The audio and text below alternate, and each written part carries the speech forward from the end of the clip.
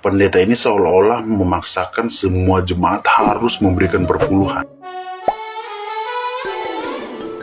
Hola netizen yang tercinta, Pendeta Gilbert Lumoindong kembali menjadi sorotan publik. Kehidupan sosok yang pernah menjadi pembawa acara rohani pada tahun 1990-an itu diwarnai dengan sejumlah kontroversi. Pada tahun 2022, Pendeta Gilbert mendapatkan teguran dari pengurus pusat Gereja Bethel Indonesia atau GBI karena pernyataannya yang dianggap memojokkan dalam kasus pembunuhan yang melibatkan Brigadir J. Pendeta Gilbert mengatakan bahwa Brigadir J telah melakukan tindakan pelecehan terhadap istri Ferdy Sambo, Putri Chandrawati. Meski akhirnya Pendeta Gilbert meminta maaf dan mencabut pernyataannya, namun kontroversi tersebut sempat terlanjur viral. Tidak hanya itu, gaya hidup mewah Pendeta Gilbert juga menjadi sorotan. Dia diduga memamerkan barang-barang mewah dengan harga fantastis hingga dicurigai menyalahgunakan dana gereja. Potret dirinya yang menggunakan aksesoris seperti jam tangan mewah dengan merek terkenal seperti Rolex serta barang-barang mewah lainnya menjadi bahan gunjingan di media sosial.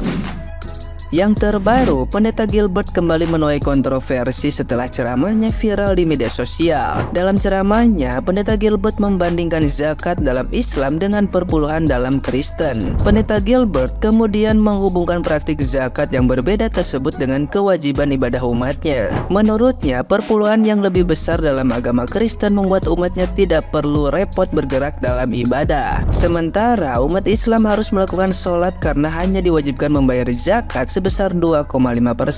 Ceramah ini memicu reaksi keras dari netizen yang berbakti yang menilai perbandingan tersebut cukup sensitif dan tidak memperhitungkan perbedaan antar agama. Menyadari dampak dari kontroversi yang ditimbulkan, Pendeta Gilbert akhirnya menemui Ketua Umum Dewan Masjid Indonesia Yusuf Kala untuk mengklarifikasi dan meminta maaf atas ceramahnya tersebut. Pendeta Gilbert mengaku tidak bermaksud menghina umat Islam. Menurutnya, video ceramah yang viral tersebut telah dipotong dan diedit sehingga menimbulkan persepsi negatif. Nah, gimana nih menurut netizen yang terhormat? Silahkan berkomentar ya. Buya Hamka pernah berkata, jika agamamu dihina, jika agamamu diusik, dan kamu diam saja, maka gantilah pakaianmu dengan kain kafan. Sebenarnya kalau ngikutin perasaan, pengen rasanya ngebales, pengen rasanya ngasih komentar yang senada atau serupa. Tapi Islam mengajarkan kita tidak boleh mengolok-olok ajaran agama lain. Niat itu adalah amalan hati dan kami tidak bisa menghukumi niat. Kami hanya bisa mengomentari apa yang Bapak sampaikan dengan lisan Bapak.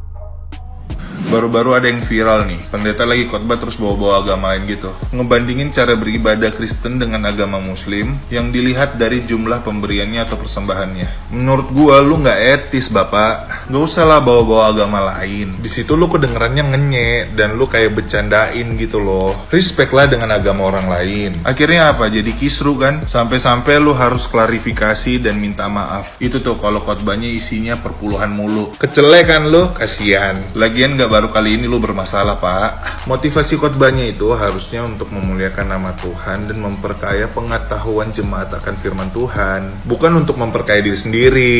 Kayaknya emang bener deh, lu harus tobat sih. Ini gue lagi ngomongin siapa sih? Minta maaf. Enak banget lo. Udah ngomong minta maaf, sadar nggak lo? Pakai otak nggak lo waktu lo ngomong? Berani. Kan udah dibilang agama lo buat lo, agamaku untukku. Ya udah, kalau yakin dengan agama mau, ya lanjutkan persembahanmu. Jangan ngomongin agama orang. Jangan cari masalah sama agama orang. Udah ngomong lo minta maaf. Sembarangan hina-hina agama orang. Segampang itu. Makanya kalau ngomong itu dipikirkan, ya. Ntar kena lo. Baru tahu. Aduh, astagfirullah, sumpah gak ngerti lagi. Jadi ceritanya pendeta ini meledekin gerakan sholat umat Islam. Gak hanya itu aja, juga meledekin zakat. Awalnya aku kira bercandaan sesama umat dia, biasalah gitu kan, nyindir-nyindir Islam, kayak di Al-Quran juga udah disebutkan. Tapi ternyata dia mention nama Islam secara spesifik. Udah kalau udah gini nggak bisa laku. Kita orang Islam diajarin bersih sebelum sembahyang, cuci semuanya. Saya bilang lu 2,5. Gua 10%. Yang kau maksud kita orang Islam ini siapa? Kalau kau bukan umat Islam, ngapain banyak kali cakap kau? Awalnya aku nggak tahu kayak yang dimaksud 10% ini apa. Aku kira kayak awalnya pajak, ternyata mereka juga ada kayak zakat, tapi 10% untuk Tuhan mereka katanya. Nah jadi namanya persepuluhan, mereka menyisihkan pendapatan mereka untuk Tuhan mereka lah gitu kan, untuk bangun gereja atau apapun itu. Ya untuk orang-orang kalian aja kan. Tapi yang 2,5% yang kau maksud itu nggak untuk kami aja gitu. Bahkan zakat yang lu ledekin 2,5% itu disumbangkan untuk umat-umat Kristiani yang ada di Papua sana. Sebenarnya kita nggak mau mungkin kayak gini kan, tapi biar nggak lantam kali mulai awal, 2,5% yang kau maksud itu juga untuk kaum-kaum kalian gitu. Nggak hanya cuma untuk Islam aja, pakai bercandai gerakan sholat. Jadi kayak mana maunya, duduk aja kita semua gitu, nggak bisa. Aku yakin dia ini nggak merepresentasikan umat Kristen, mungkin banyak juga yang kecewa sama dia. Baru kemarin kita bercanda takjil ataupun Easter egg gara-gara kau jadi ke settingan awal. Tolong jaga mulut lah Pendeta Gilbert Lumoindong. Aduh kawan-kawan, saya kecewa sekali dengan Pendeta Gilbert Lumoindong.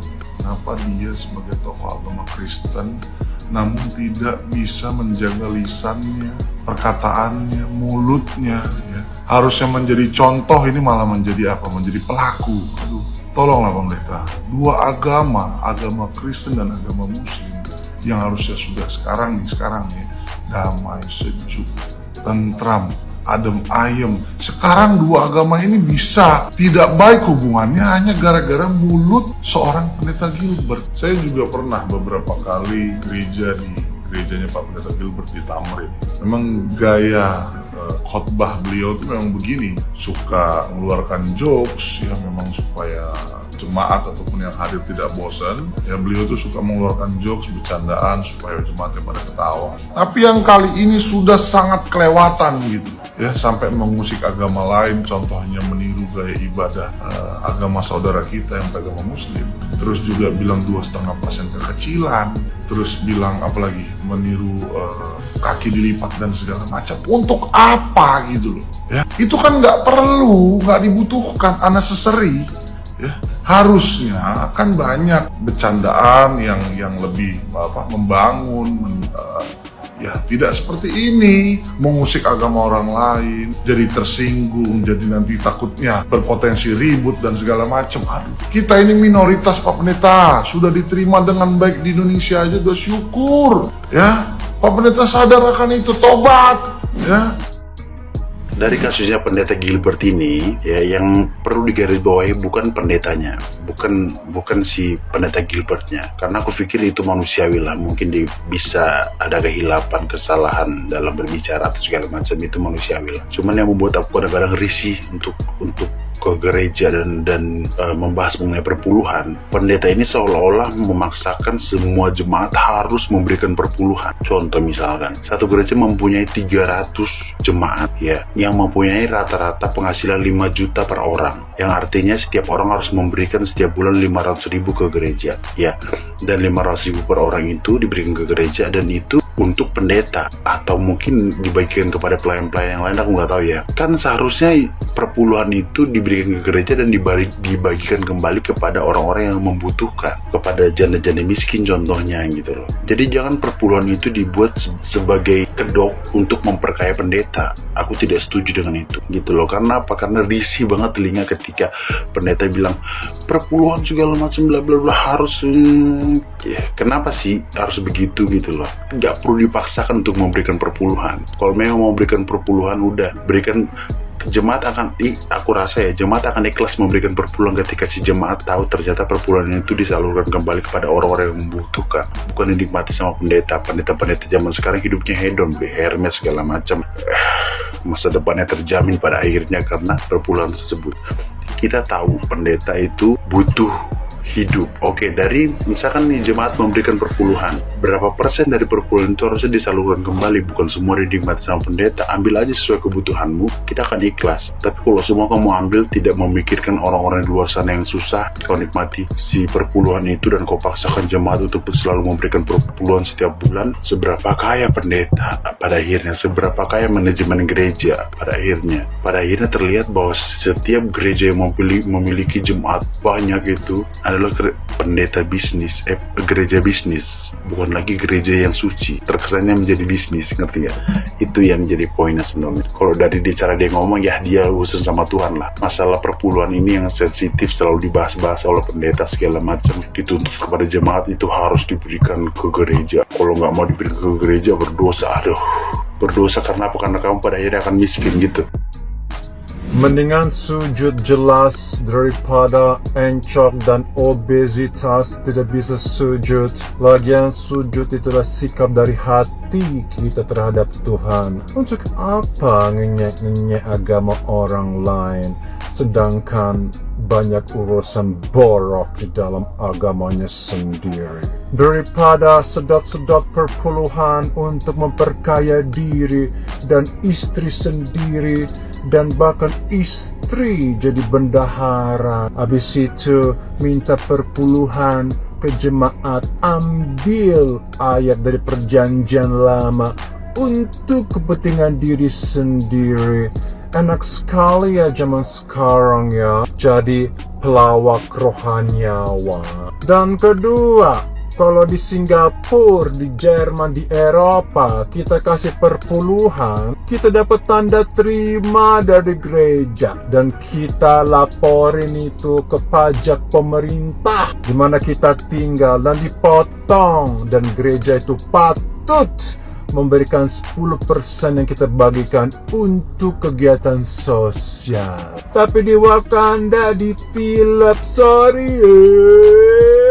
tilep sama pelawak rohaniawan, dan kita tidak punya bukti bahwa disumbangkan ke rakyat. Semua atas nama kerajaan Tuhan. Sedangkan untuk kerajaan sendiri, gonta-ganti mobil, gonta-ganti Rolex, gonta-ganti apartemen, dan terbang selalu first class. Kayaknya Tuhan Yesus dulu nggak naik first class, get? Ini mah first class terus menerus. Terus kenapa sekarang harus mengusik agama lain? Mungkin saja sudah kehabisan bahan, ya? Sudah kehabisan bahan.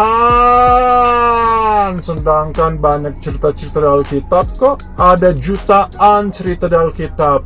Terpaksa kita harus bahas agama orang lain untuk jadi kembali terkenal. Sudahlah, orang Katolik pun sujud kok. Saya pun sujud kalau berdoa. Kalau orang obesitas nggak bisa sujud karena kebanyakan makan, ya itu salah sendiri. Di Alkitab pun tertulis sujudlah kepada Tuhanmu. Bukan hanya hati, tapi fisik kita. Makanya saya herannya di sini ya. Jarang sekali Wakanda ini pendeta bisa masuk penjara. Sedangkan di Singapura, di Eropa, di Amerika banyak pendeta ditangkap masuk penjara karena menyelewengkan uang dan juga mengajar ajaran kesesatan. Tapi ya sudahlah, sebodoh teing, terserah, sembahlah tuh manusia, bukan Tuhan. Sembahlah para pelawak rohaniawan, bukan Tuhan. Saya nggak level banget ya.